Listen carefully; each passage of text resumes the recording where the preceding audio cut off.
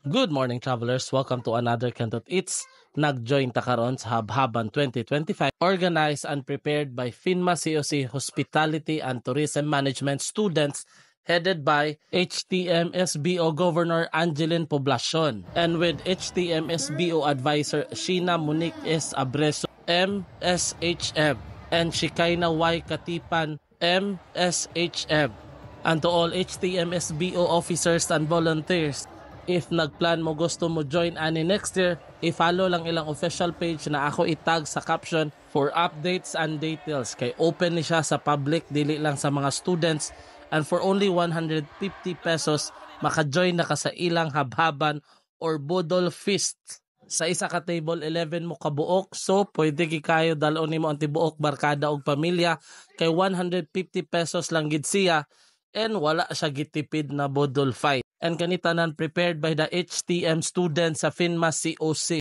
Mabusog na ka, pakatabang pa ka sa mga students, and barato pa jud kay siya kay for only 150 pesos per head. Shout out kaayo kang Chef Kiko for always inviting us. Thank you kaayo. And to all FINMA COC HTM students, officers, and advisors, salamat kaayo. And ako ipakita sa inyo kung unsa nahitabo sa event, kung unsa ka bibo o unsa ka busog ang tanan. So hangtod sa sunod na Kantot Eats, kita kits travelers.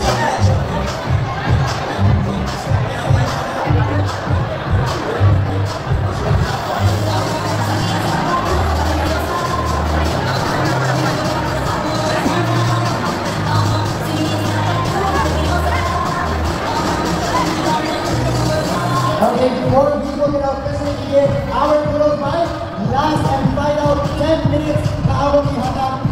8, numbers, 6, 5, 4, 3, 2, 1, let's go, Habhaban, begin! Kantot Travel! Habhaban 2025.